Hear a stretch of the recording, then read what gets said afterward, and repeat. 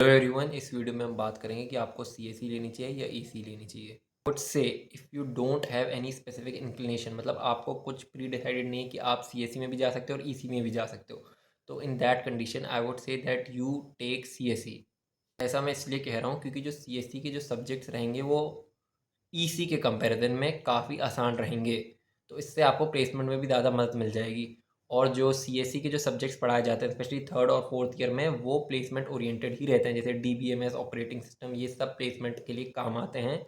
और अगर आप ईसी ले रहे हो तो आपको अपने अलग सब्जेक्ट्स पढ़ने पड़ेंगे। ईसी के सब्जेक्ट कंप्यूटर रिलेटेड कंपनीज में काम नहीं आएंगे, तो आपको अलग से एडिशनल पढ़ाई करनी पड़ेगी उसके लिए। आप ये समझ लो कि अगर आपको ईसी में रह के टेक प्लेसमेंट में बैठना है तो आपको अलग से मेहनत करनी पड़ेगी, आपको अपने डिफिकल्ट सब्जेक्ट्स तो पढ़ने ही पड़ेंगे और साथ साथ सीएसई के भी सब्जेक्ट्स पढ़ने पड़ेंगे। जो majority of the tech companies रहती हैं वो दोनों को अलाउ कर देती हैं, सीएसई के भी कैंडिडेट को भी अलाउ कर देंगे और ईसी के भी कैंडिडेट को। बट एक ज़्यादा प्रेफरेंस सीएसई के कैंडिडेट को दिया जाता है। मतलब अगर हम देखें कि एक दो कैंडिडेट है जिनके पास सेम इन्फॉर्मेशन है, सेम लेवल ऑफ स्किल्स हैं, बट एक सीएसई का और एक ईसी का है, तो जो टेक कंपनी है वो सीएसई के लड़के को ज़्यादा प्रेफरेंस देंगी। अगर आपका जेन्युइन इंटरेस्ट है ईसी में तभी ईसी ब्रांच में जाओ। और जेन्युइन इंटरेस्ट कैसे पता चलता है?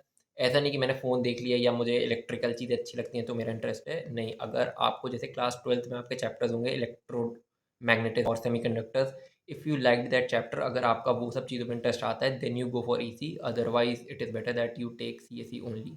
Thank you everyone, that's it for the video. If you have any doubt related to VIT or your counseling process, you can comment it down. I will make sure to reply on it. Bye.